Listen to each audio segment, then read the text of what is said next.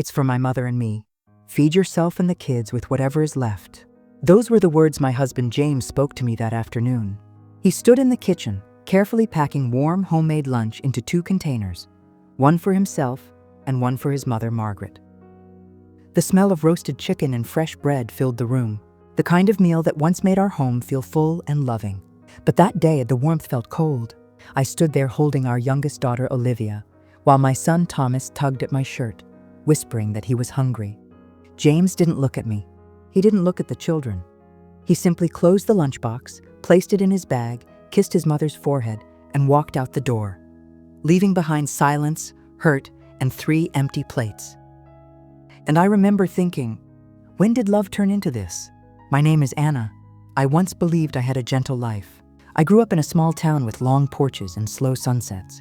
My mother taught me tenderness, how to fold laundry with patience, how to stir soup with care, how to speak softly when the world feels loud.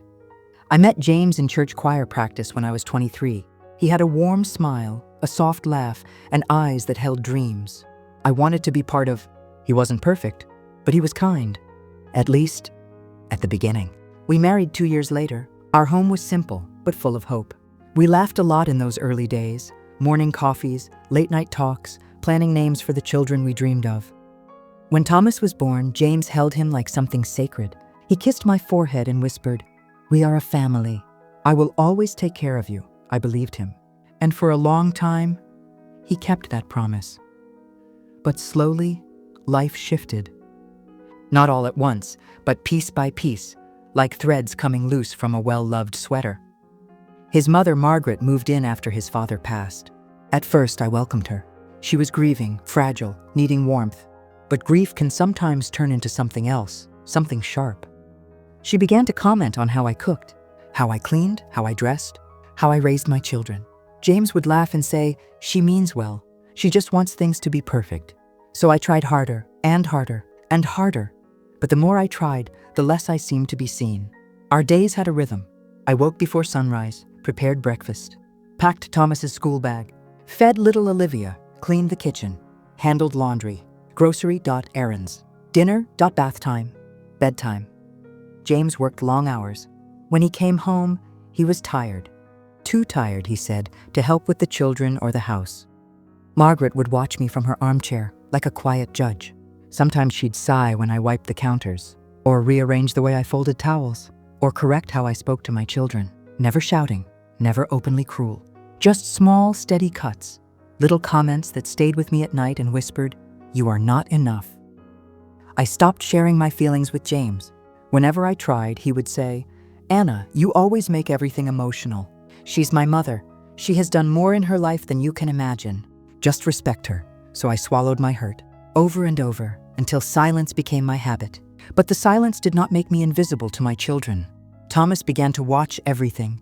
The quiet tension, my long exhale before speaking, the way I paused before entering a room where Margaret was.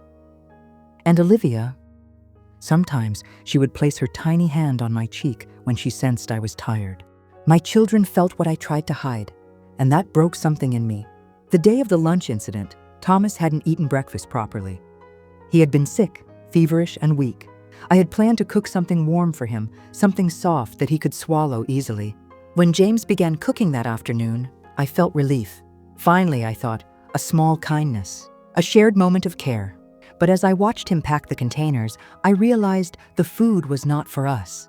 When I quietly said, "Thomas isn't feeling well. Could we keep some for him?" James didn't soften. His mother's eyes narrowed. She spoke first. "Anna, children today are spoiled. A little hunger will make him strong. In our time, we did not fuss over every sneeze." I felt heat rise in my chest, a pain sharper than anger. I lifted Olivia closer, held Thomas's hand tighter. Then James said the words that stayed with me. "It's for my mother and me. Feed yourself and the kids with whatever is left." The leftovers were cold vegetables from 2 days ago. I wanted to cry, but I didn't. I just nodded. As he walked out the door, Margaret smiled faintly. Not cruelly, but with a kind of quiet victory. She had his heart, his loyalty, his attention. Not me, not the children. That evening, when I warmed the cold vegetables and watched Thomas eat slowly, quietly, without complaint, I felt something shift deep within me. Not loud, not dramatic, but steady, a seed of awakening. A realization, this is not love. Not for me, not for my children. And something inside me whispered, this cannot continue.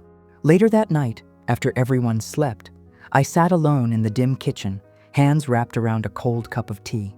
And I knew, the next day, something would happen that would change everything.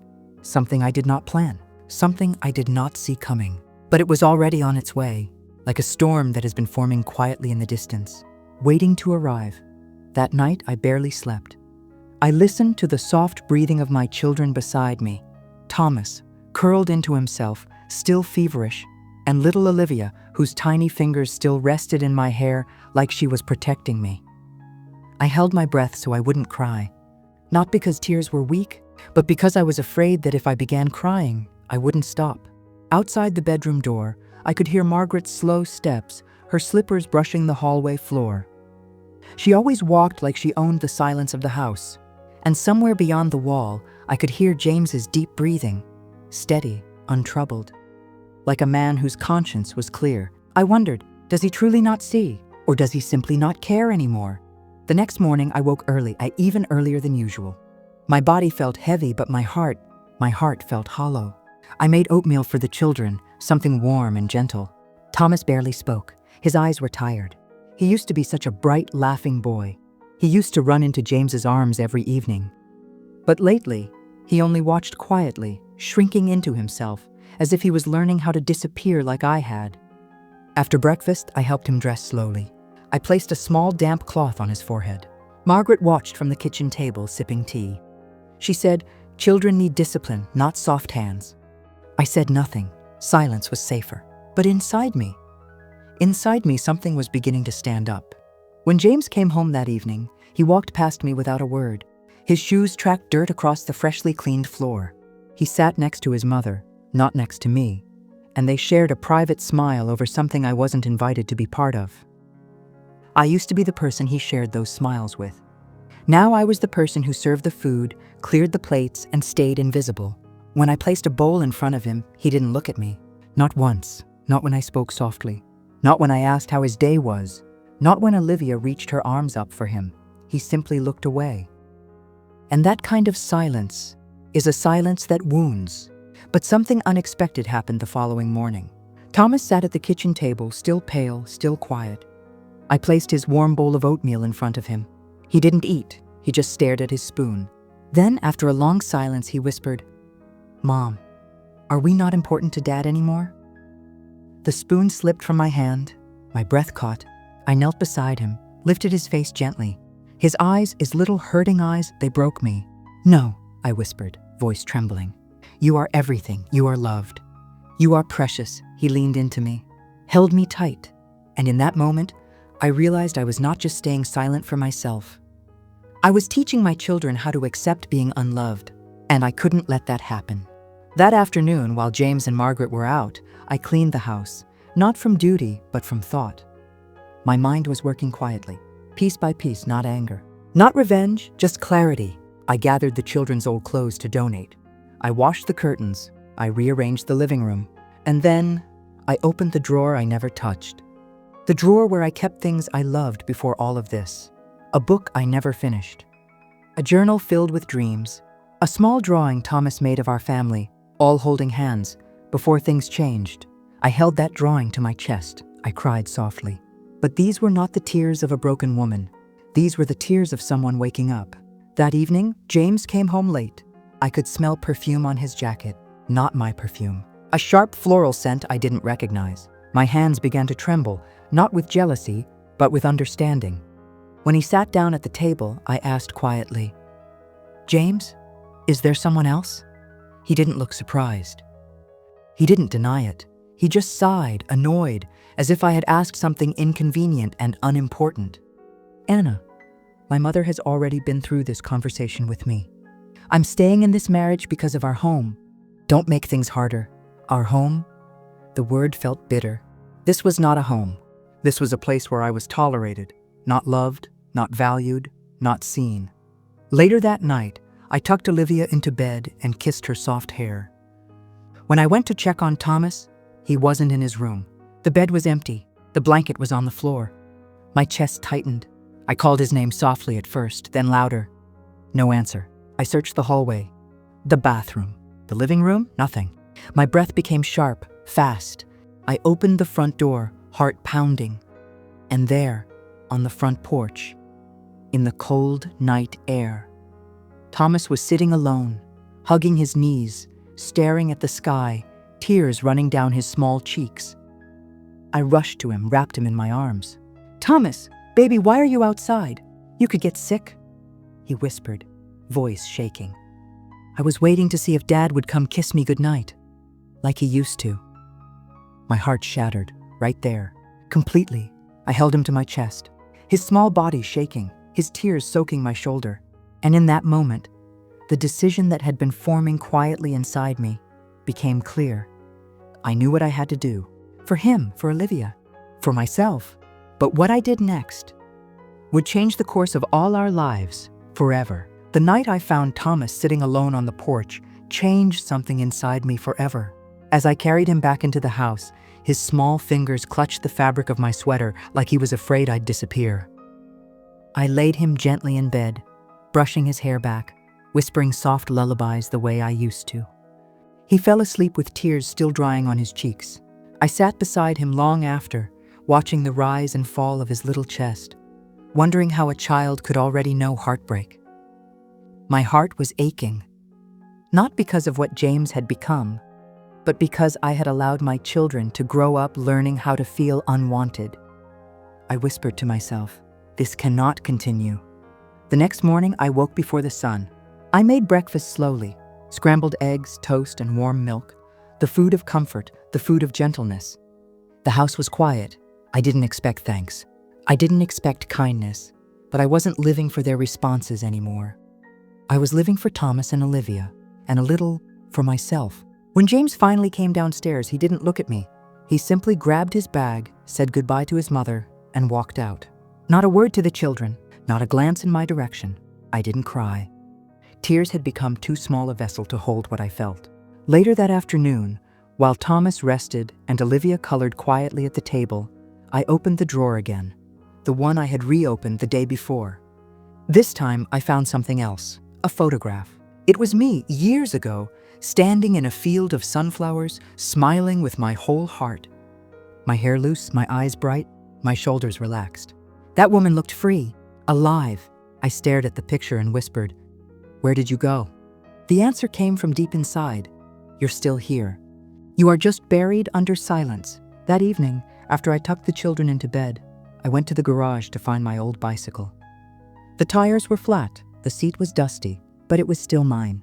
I cleaned it slow, like it was something sacred. Margaret walked past and stared at me, confusion twisting her expression. She asked in her usual sharp tone, "What exactly are you doing?" I stood up straight. "I'm going to the market tomorrow," I said calmly. "I'm buying groceries myself, for the children and me." She frowned, her voice raised just a little. "My son provides for this house. You don't need to—" I interrupted her gently but firmly. "Your son provides for you. I provide for my children." Her eyes widened, not in fear, but in insult. She muttered something under her breath and walked away. But I didn't tremble, not anymore. The next morning, I took the children to the market. The sun was warm, the air soft. Thomas held my hand. Olivia held the basket. We bought fruits, bread, cheese, and fresh vegetables. Small things, simple things. Things that belonged to our lives, not the one James and Margaret controlled. On the way home, we stopped by a small park. The children played. I sat on a bench, watching them laugh, really laugh, for the first time in weeks. I closed my eyes and breathed deeply. Freedom didn't have to be loud, it could begin quietly. But when we returned home, the storm was waiting. James was standing in the living room, his face stiff, jaw set, arms crossed, and Margaret sat beside him, lips pressed thin, like a line drawn in warning. James spoke first. "Anna, we need to talk." The children froze. I placed a gentle hand on their shoulders. "Go to your room, loves," I whispered softly. When they had gone, I turned back to my husband.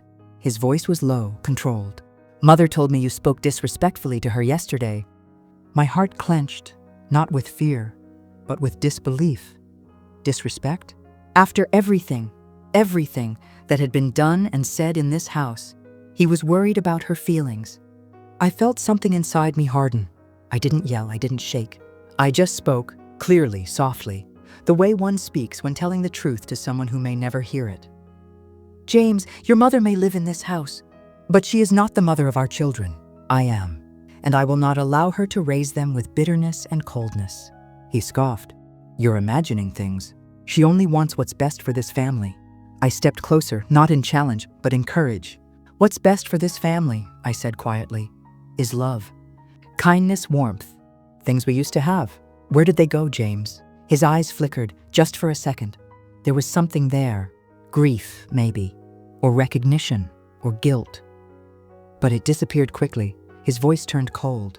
Maybe if you were stronger, more responsible, less emotional, things would be easier. The words struck like a blade, not because I believed them, but because once, long ago, I had believed them. Not anymore. That night I couldn't sleep. I sat near the window watching the moon stretch pale light across the room. And then a memory returned. A memory I had buried. It was early in our marriage. James used to kiss my forehead every morning. He used to brush my hair from my face and whisper, "I'm lucky you chose me." He used to love me. And now, he didn't even see me. A deep pain rose in my chest, almost unbearable. Not the pain of losing him, but the pain of losing myself while trying to keep him. And so, I stood, quietly, steadily. I went to my dresser and opened the smallest drawer. Inside it was a folded envelope, something I hadn't looked at in years. My savings account information. My mother had given it to me before she passed away. She had said, "One day, you may need to remember you can stand on your own feet." I had nearly forgotten her words. But now, they were a lifeline. My hands trembled, but not from fear. From awakening, from remembering, from choosing. The next morning, I woke the children before sunrise. I packed a small bag with clothes, toothbrushes, and Thomas's favorite stuffed bear. I moved quietly, deliberately. The house slept. I took their hands in mine. We walked softly down the stairs. Toward the front door, my heart was steady. My breath calm, I reached for the doorknob, just as it turned from the other side. The door opened slowly, and standing there was James, his eyes wide. His voice low, his expression unreadable. He looked at the packed bag, at my hand holding the children's hands, at the door I was about to walk through. And he whispered, "Where are you going, Anna?" The moment James opened that door, the air around us felt heavy, as if time itself stopped. The children's hands tightened around mine. I could feel Thomas trembling. Little Olivia pressed herself closer to my leg. I didn't look away. I had hidden behind lowered eyes for too long. I lifted my chin softly and answered, "We're leaving." My voice was calm, not loud, not angry, just true. James stepped inside, closing the door behind him. "Leaving?" he repeated quietly, as in, walking out on this family? His voice wasn't gentle, but it wasn't loud either. It was the voice of someone who suddenly realizes control can slip away. I took a slow breath. "This is not a family," I said. "Not anymore. And I won't raise our children to believe this is what love looks like." He stared at me, really stared, for the first time in years. His face changed, softened, confusion, shock, fear, small pieces of his pride falling apart. "Anna," he whispered, "you're overreacting. Things have just been stressed lately. Work, finances. Mom hasn't been feeling—" I shook my head gently. This wasn't a conversation about excuses. "James," I interrupted, "look at your son." Thomas lifted his eyes, afraid, fragile, hopeful. James looked, and for a second, his expression broke. "Do you know," I asked softly, "that he waited outside last night in the cold, hoping you would kiss him goodnight?" James blinked. His mouth parted, words didn't come. A single tear rolled down Thomas's cheek. James reached forward slowly, uncertain, guilty. But Thomas leaned back, away from him.